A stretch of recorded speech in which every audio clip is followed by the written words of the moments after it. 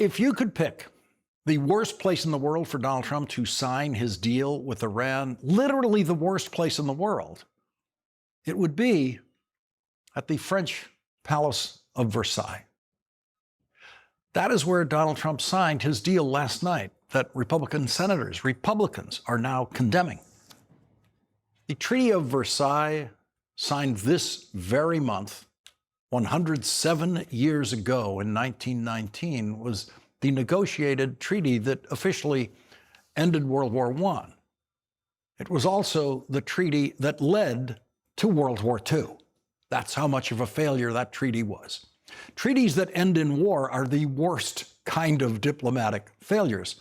The Treaty of Versailles contained terms penalizing Germany for starting World War I. Adolf Hitler then exploited the economic pain for Germany in the terms of the Treaty of Versailles to launch his own rise to power that quickly turned into dictatorship, which allowed Hitler to march German soldiers into war once again, first to try to reclaim what Germany lost in the Treaty of Versailles, and then to try to conquer all of Europe again.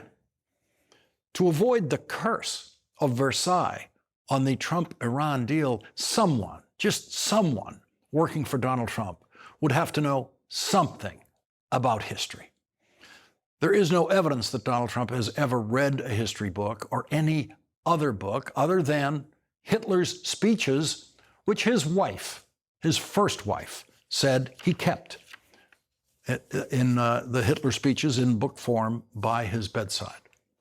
And so Donald Trump eagerly signed a disastrously bad deal with Iran that is like a kindergarten version of the agreement Secretary of State John Kerry and Secretary of Energy Ernest Moniz negotiated with Iran for President Obama 11 years ago, in which Iran said in writing, quote, "Iran reaffirms that under no circumstances will Iran ever seek, develop, or acquire any nuclear weapons." Donald Trump demanded the unconditional surrender of Iran at the beginning of his war, and tonight, in an interview with Axios, he is simply lying and claiming that he got Iran's unconditional surrender, which the world knows is an absolute lie.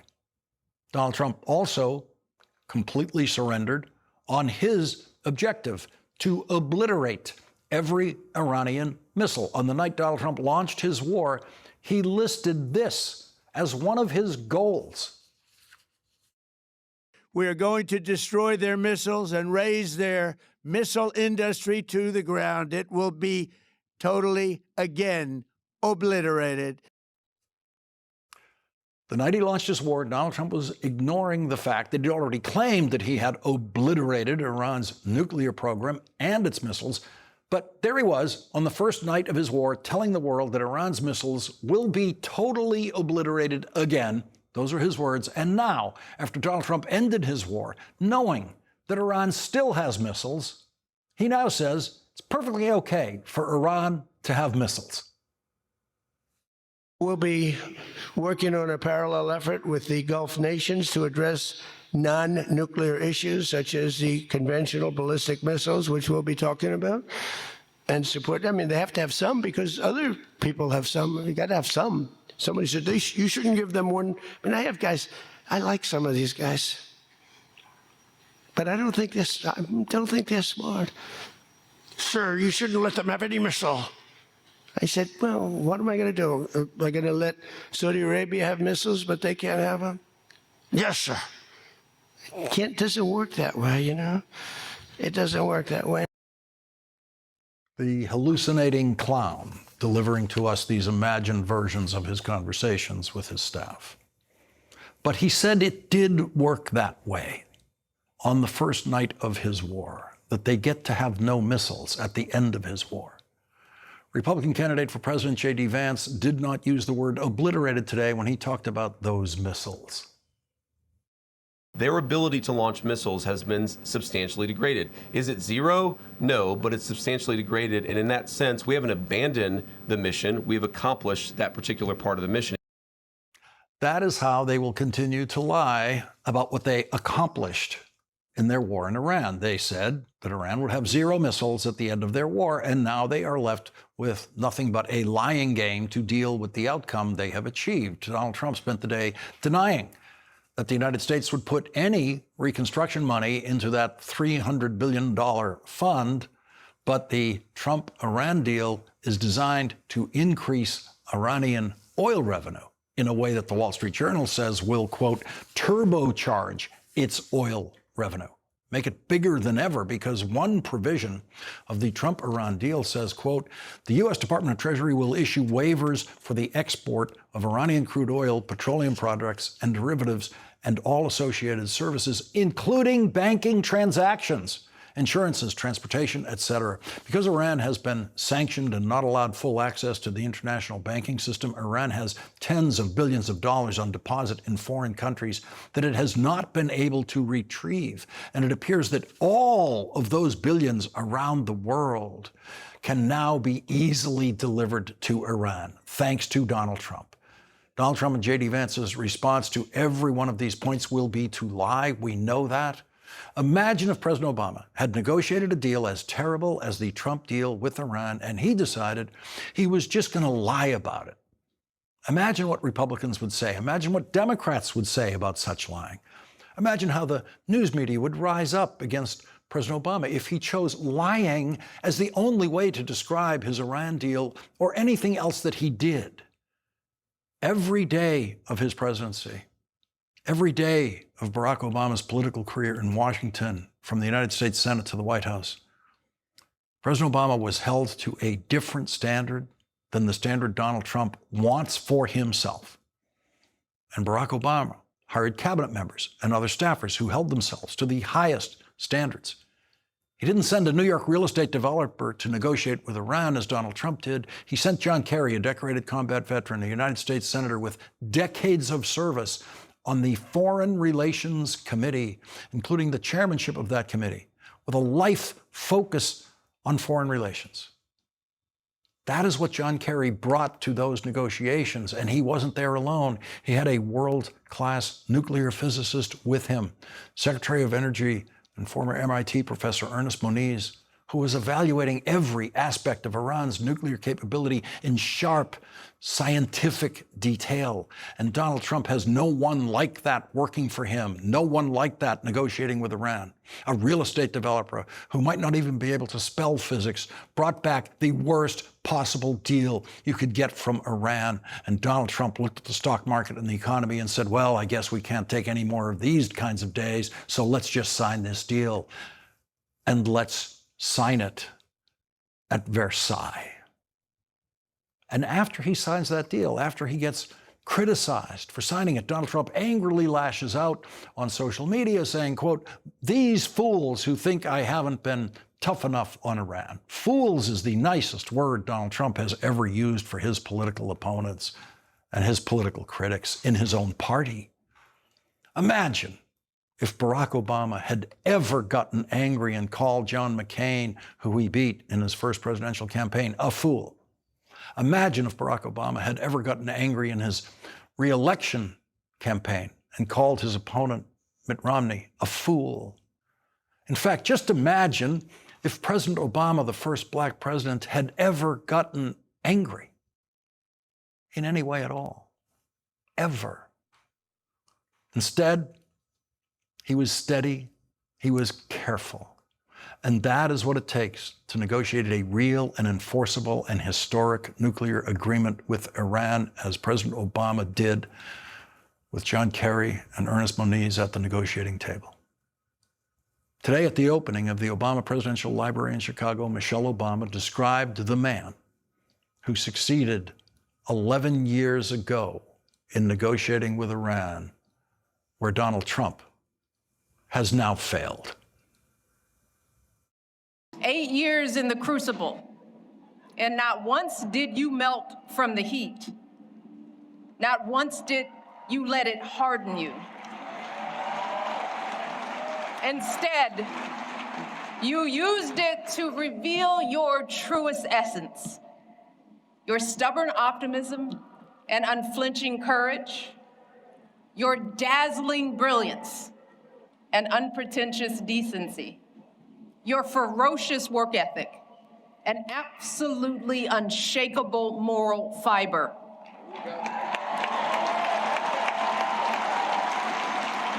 And to do it all as a first, and the higher standard that comes with all that, the claims that a U.S. senator and constitutional law expert wasn't qualified for the job, the lies about your birthright, your faith, your patriotism, the outrage when you stated the biological fact that if you'd had a son, that he too would be Black. Yet, you were unflappable at every turn, always focused, always calm, always looking at the long view. How absurd it is to even imagine that you might have buckled under the pressure even once, lashed out in frustration, lost your temper. How absurd it is to imagine that you might have done anything but make our family and this entire country proud.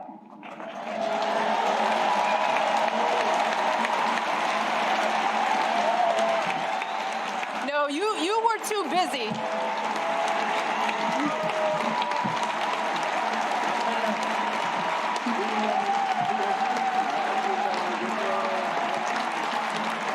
I'm not done, y'all. Not done. So much to say.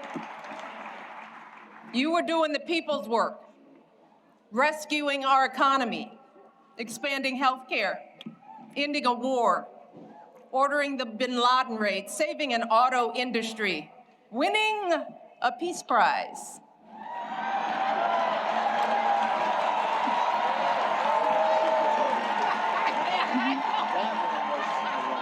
Keeping us safe from Ebola, regulating the banks, standing up for marriage equality, listening to science, and comforting an entire nation in the face of unspeakable tragedies.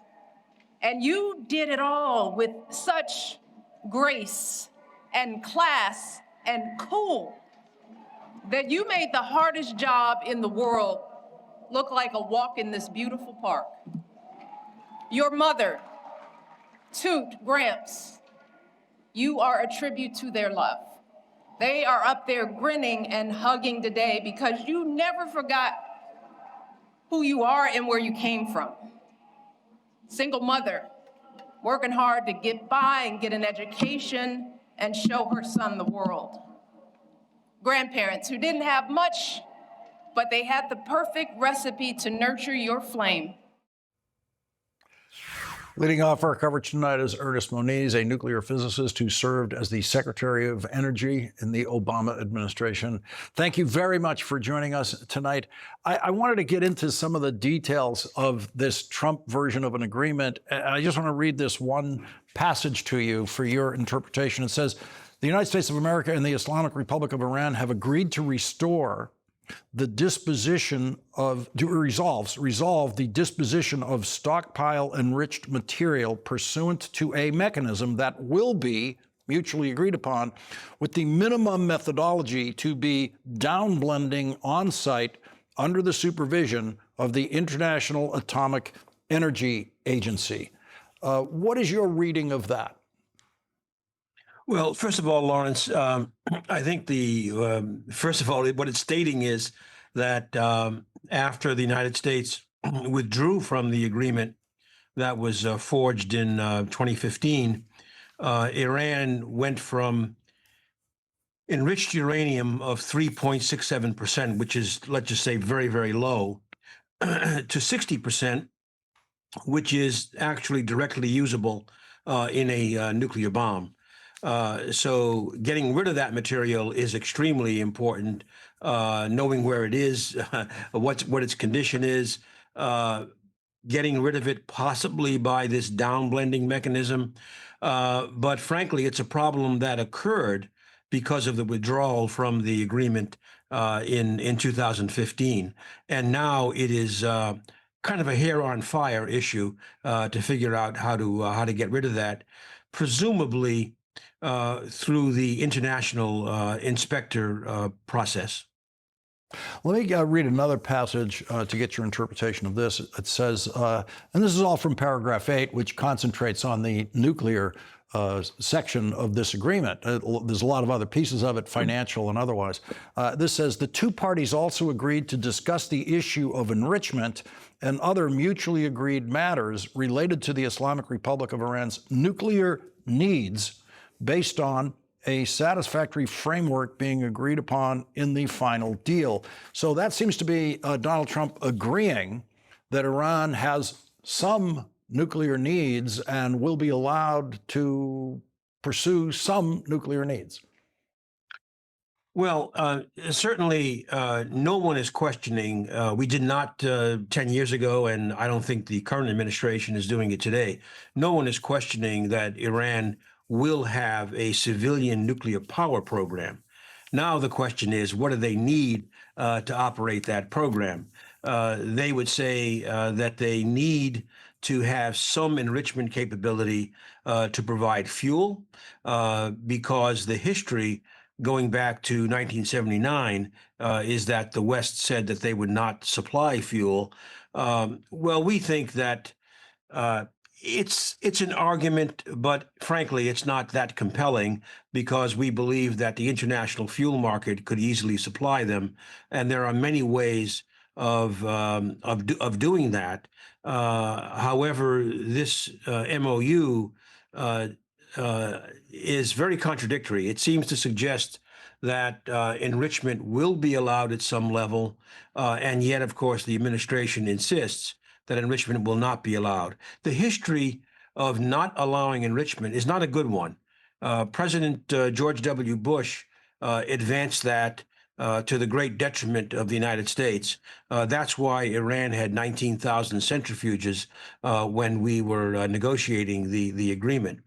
Also, Lawrence, I think it's worth really emphasizing that we and the Trump administration have expressed the same objective. The objective is that Iran does not have a nuclear weapon. That is not the same as Iran does not have enrichment. Not having enrichment is one way of addressing that fundamental objective, but it's not the only way. So there's a lot of muddled discussion here, and I think the real issue is we're starting de novo in the next round of negotiations. Lots of tough issues. This is one of them, and how this is all supposed to be resolved, all the way from enrichment of uranium to restrictions in Lebanon, to releasing huge amounts of funding. By the way, to something that's not mentioned a lot, to responding to what I believe is still the existing law from the Congress passed in 2015, that Congress must review any Iran agreement. And we haven't had a discussion about that yet either. Mm-hmm. So there are lots and lots of issues. How all of this is supposed to happen in 2 months is a bit mysterious. The Trump document is filled with things that Donald Trump said he would never allow. And it also has these things like allowing some enrichment that Donald Trump was attacking the deal you negotiated for years over issues that he has versions of in his deal.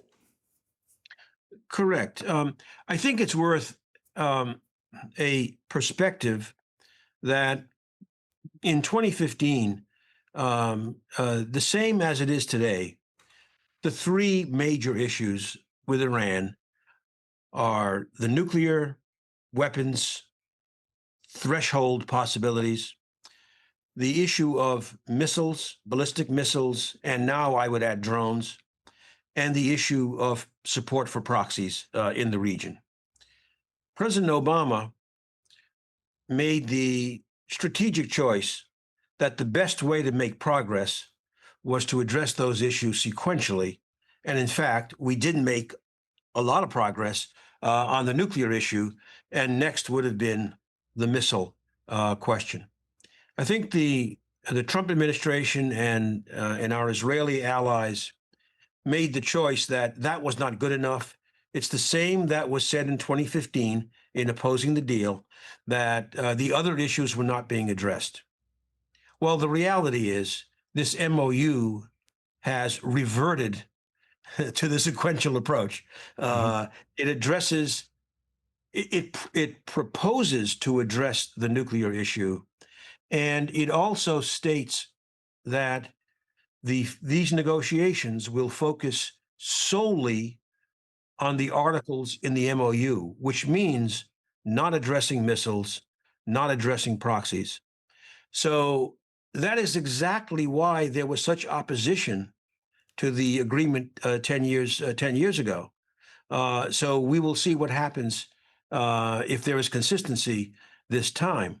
But also, and you showed it in your introduction, Lawrence, that the messaging has changed very dramatically. Let's say, for example, on missiles, from Iran will have no missiles to now, well, why shouldn't they have missiles? Because Saudi Arabia has them. Well, the issue about missiles was never about Iran not having any missiles. It was about things like, would there be restrictions on the range of the missiles? So it's really a fake argument being raised now that somehow it was about having no missiles at all. That's never been the issue. It's not the issue today. It wasn't the issue 10 years ago. And let's face it, it's just being punted.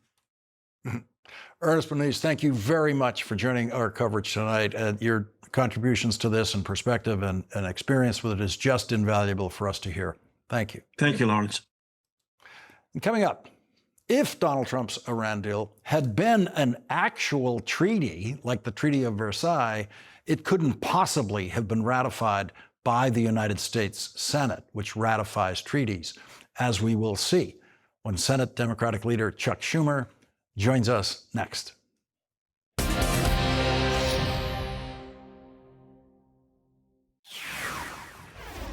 Senators are running away from Donald Trump.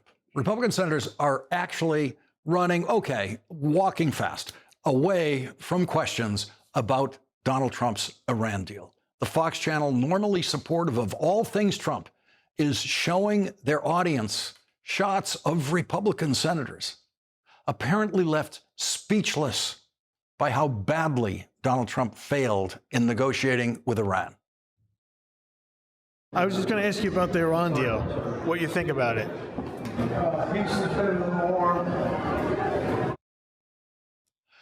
That first one was self-proclaimed Iran expert Senator Lindsey Graham, walking away for the first time in his life from a camera and from a question about Iran, without being able to find any words at all of praise for his hero, Donald Trump. And it got worse for Donald Trump when Republicans did talk. Giving billions of dollars to theocratic lunatics who want to murder us is not a good idea. I think the president, unfortunately, is receiving bad advice on this deal. And Republican Senator Susan Collins of Maine, who is running for re-election, has found that her new best friend in the Senate is the elevator door. Was it successful in your opinion? That is, I have not reviewed the MOU yet. You haven't reviewed the MOU yet? Locked the door. Do you think this is a good deal for the United States? So I have not yet had a chance to review the MOU. And the chair of the Senate Committee on Intelligence, Republican Tom Cotton, who is running for re-election in the usually safe Republican state of Arkansas, is objecting to one of the instant and automatic surges of funding into the Iranian treasury that Donald Trump has agreed to. We're going to lift sanctions on Iran's oil exports right away. And based on their pre-war rates of production and recent prices for a barrel of oil, you're looking at somewhere between $150 and $200 million a day. So that's $4.5 billion to $6 billion every single month. That's a lot of money. And we know that this terrorist revolutionary regime is not going to spend that money on daycares or on hospital. And the Republican chair of the Senate Armed Services Committee, Roger Wicker of Mississippi, put out a written statement of his objections, including saying, quote, I also oppose the U.S. lifting any sanctions on Iran or unfreezing Iranian funds in exchange for Iran's mere agreement to negotiate for another 60 days. Joining us now is the Democratic leader of the United States Senate, Senator Chuck Schumer. Senator, thank you very much for joining us tonight. Really appreciate it. Glad to be here once again, Lawrence. So we're seeing something that I guess, it's like we've been waiting for this for years. When would Trump go so far that Lindsey Graham is left speechless? Yeah. Well, look, I don't have too much sympathy for these guys. We gave them 8 times to vote against this damn war. We told them over and over again. It was clear that he had no goals, he had no plans, that we were going to be worse off after the war than before, which we are. The Strait of Hormuz, Iran has more control. The leadership of Iran is worse. Americans are paying $4 for gasoline. It was obvious. And they were so afraid of Trump that they refused. They could have joined us in a war resolution, and we could have actually stopped this damn war. So, chickens have come home to roost for those guys, but they ought to. Now let's see if it's just statements for a day or two or real action with us. There's another one of these worth watching. This is Senator Husted, who's running for re-election in Ohio, where a recent poll shows Sherrod Brown doing very well by 8 in a lead against an incumbent, which in Senate races is really extraordinary to see. Let's watch how he is handling the most difficult question right now of his re-election campaign. Senator, any reaction to this Iran negotiation? Are you excited? Do you think we've accomplished anything? Apparently not. Now, Sherrod Brown was here the other night. He had a lot to say about what was going on in Iran. Yeah. Look, this is not the art of the deal. This is the art of surrender. It's not peace through strength. It's payoffs through weakness. It's the worst. This is one of the worst foreign policy disasters that has ever happened in America. And it was obvious. From the very beginning, we were saying, end this war. He has no plan. He has no goal. He has no end game. So now we have 13 Americans dead. We have hundreds more wounded. We have oil prices at $4. We have a strengthened Iran. And the world is laughing at America because of what Donald Trump has done. He said he wanted unconditional surrender. That was one of his terms in the first week. He said he wanted regime change because on the night he announced his war, he told the people of Iran, this is your chance to rise up. This is the moment to rise up. Now he's telling the people of Iran, yesterday, that their leaders are smart. Yeah. And that their leaders are good. And we're giving them money so they can oppress you further. I mean, it's amazing. Just unbelievable. I have never seen such a disaster. And it was predictable. But the problem was that none of the Republicans, those Republicans who are now running away from your cameras, refused to join us. Will they now? It's on them. The American people are furious, just furious at this war. Obviously, the thing that hits home every week is the price of gasoline, which was predictable. It was all predictable. But the chaos, the idea that now Iran is strengthened when it is a bad country, the leadership anyway. It's driving the American people crazy. That's why the guy running in Ohio didn't want to answer the question. He knows what Ohioans feel. So here's a prediction that I think you're going to like. The Republican Party will never win another election. I will sadly be the last Republican president. Senate Majority Leader John Thune and the Republican Senate must not let this carnage happen. That's Donald Trump's prediction today, that the Republican Party will never win another election. You will be the next Senate Majority Leader. And he's saying all of that because the Republicans in the Senate are not trying to push through his bill to restrict voting in this country. Well, that's right. This is this horrible thing, the SAVE Act, one of the worst, most anti-election democracy things that's ever been proposed. They say it's all about ID, voter ID. It's not. They will remove 25 million people off the rolls. Why? Because they'll require, under this act, which is not going to pass, and we're not going to let it pass. We've defeated in court. I was a lead plaintiff in the decision to do that. We've refused to give them the votes that they would want for this. We never will. What it does is it says every state send your election rolls not to the Justice Department or the voting division, but to the Department of Homeland Security, where Musk and Doge and Vote have installed an algorithm that determines whether you're legitimately right to vote or not. The algorithm is a fix. It'll knock 20 million people, 30 million people off the rolls, and they don't tell you. So Mr. Lawrence O'Donnell could show up at the same voting place he showed up every so often, shown his same ID. Sorry, you're not on the rolls anymore, sir. Well, what do I do about it? Next week, go to the Board of Elections. Trump knows he will lose the election. He said it because he has created such chaos and because we Democrats have shown what we're for and the contrast between what we're for and he's for, and there's such a contrast.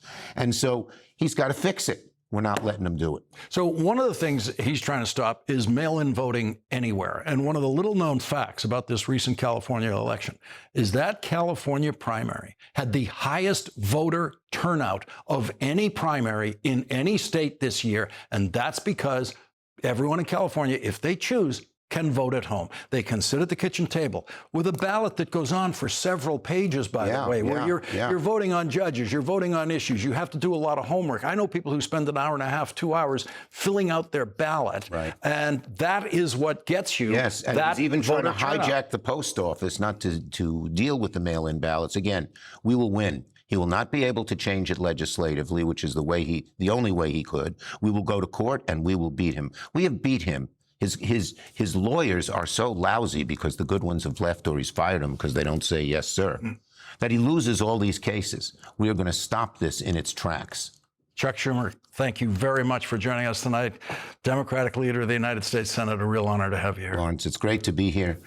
We're going to keep up the fight. The country's at stake, but we're going to beat this guy. Thank you, Senator. And coming up, the Democratic nominee for United States Senate in Texas, James Tallarico, will join us next.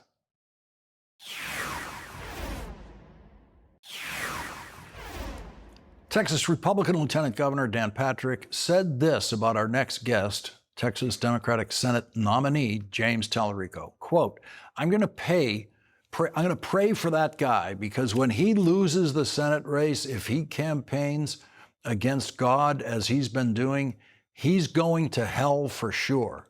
That's what we're up against. That's the darkness. Joining us now is Texas State Representative James Tallarico. He is the Democratic nominee for United States Senate in Texas. So let me get this straight. In your state, it's the lieutenant governor who decides who goes to hell? That's right. You know, Dan Patrick has spent decades selling out the sick and the poor and the vulnerable, all to enrich his donors. And now he's accusing me of blasphemy. Love sometimes feels blasphemous when you worship power. I don't think Texans want our political leaders deciding who goes to hell and who doesn't. They want us focused on bringing the parties together so that we can actually make people's lives easier and better and less stressful. And that's what we're focused on in this campaign. We're bringing Texans together across all these divides. We're bringing together Democrats, independents, Republicans, Christians, Jews, Muslims, Hindus, agnostics, atheists, rural Texans, urban Texans, suburban Texans. We're bringing people together to take on the puppet politicians like Dan Patrick, like Ken Paxton, and their billionaire mega donors. That's the whole purpose of this movement. And I think it's why Dan Patrick is so afraid. So, you know, we don't get to see that much of Texas campaigning. Is this standard? Is this a standard Republican play that you say the other guy's going to hell? I'm an 8th generation Texan, and I haven't seen this in my lifetime. I think it's because people like Dan Patrick and Ken Paxton are worried that we're about to take back Texas from the billionaires who control our government and the puppet politicians who do their bidding. And so they're going to throw everything they have at us. You know, they're calling me a fake Christian. They're calling me a radical leftist. They've even called me a vegan. And those are fighting words in the state of Texas. So they're going to keep throwing everything they have at us. And it's up to us to keep uniting Texans, staying focused on what matters to real people on the ground. And I think if we do that, we're going to be successful in November of this year. They are all serving a president who has said he doesn't care how much the price of gas has gone up. He doesn't care how much inflation has gone up. Donald Trump is the only president in history to ever say that outright. And I don't hear them defending that. Yeah, that's right. They have no ideas about how to get this economy back on track. They have no solutions to offer Texans. They have no policy plans that can reduce costs and raise pay and create better jobs.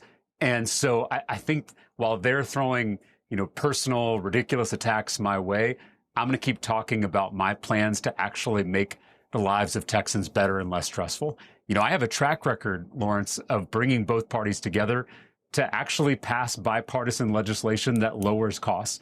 The cost of housing, the cost of childcare, the cost of prescription drugs, including insulin. That's what I've spent 4 terms in the state legislature doing. It's what I want to do in the U.S. Senate. And I think Texans are hungry for leaders who are going to actually solve problems instead of throwing cheap nicknames at each other. We've got to get a commercial break in here. When we come back, I want to ask you about these deep fake AI things that they're putting out against you in Texas. We're going to be right back with James Tallarico after this break.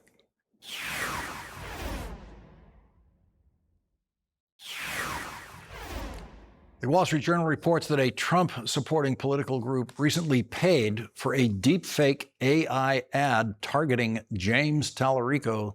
The Journal says the ad that portrays Tallarico, a Democrat, in a dress and apron similar to the costume worn by Julie Andrews in The Sound of Music, singing about transgender children. Today, outside the McClellan County Courthouse in Waco, James Tallarico said this about his opponent in the Senate race, Texas Attorney General Ken Paxton.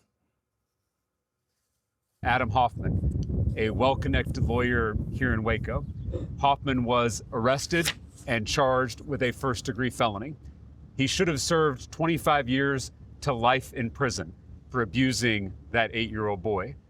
But instead, he served less than a month in jail because Ken Paxton gave Adam Hoffman an Epstein-style sweetheart deal. Adam Hoffman admitted to abusing this child, and he walked free after 29 days in jail. He didn't even have to register as a sex offender in Texas. That was part of the sweetheart deal Ken Paxton gave him. I want to quote the mother of the 8-year-old boy. This case was treated differently because of who Adam Hoffman was and who represented him. Paxton's office gave Hoffman a sweetheart deal. That is corruption. And we're back with Texas Democratic Senate nominee James Tallarico. On this point, the New York Times is reporting today that Paxton's campaign spokesman said in a statement the deal was made because the victim did not want to testify in a second trial. What do you believe is the importance of this story in this campaign? Ken Paxton let a pedophile back onto our streets. Adam Hoffman, an admitted child molester, should have served 25 years to life in prison, but instead he served less than 29 days. And that's because Ken Paxton gave him an Epstein-style sweetheart deal. Adam Hoffman didn't even have to register as a sex offender in Texas after admitting to molesting a child, an 8-year-old boy. That's how good the sweetheart deal was for Adam Hoffman. And so that's why today I called on Ken Paxton and his office to release the Hoffman files. All text messages, all emails, internal memos, all documents relating to the Hoffman case so that Texans can get their questions answered about this corrupt deal. The truth has to come out. The Epstein class has no place in Texas. And if there's one thing that we can all still agree on, Democrats, independents, and Republicans alike, it's that no one including the Attorney General of Texas, should be able to cover up crimes against children. You know, even if the victim didn't want to testify, prosecutors all over this country have obtained guilty pleas from defendants like this when the prosecutors know they have an 8-year-old child who does not want to testify. They know that. That's part of their strategy base in dealing with getting that guilty plea. And those guilty pleas in cases like this, with someone admitting what he admitted to, they're not 29-day sentences. Right. That's exactly right. You know, before I was an elected official, I was a public school teacher. I taught 6th grade language arts at Rhodes Middle School in San Antonio on the west side of the city. And as a Texas educator, I was required by law to report any concerning behavior from my students, any indication there was abuse at home. And I would hope that the top law enforcement official in Texas would be held to the same standard as a middle school teacher. Ken Paxton had the opportunity to protect a child, but instead he protected a predator. I find that unconscionable, and I think most Texans do too. James Tallarico, they're really coming at you now with the AI fakes and pouring all this money into Texas against you. This is going to be a tough one. Thank you very much for joining us tonight. Thanks for having me. Tomorrow night, MS Now senior contributing editor Michelle Norris will host a 2-hour special about the Obama Presidential Center featuring exclusive new interviews with President Obama, Michelle Obama, and other members of the Obama Inner Circle. That's at 9 p.m. Eastern tomorrow right here on MS Now. That is tonight's Last Word.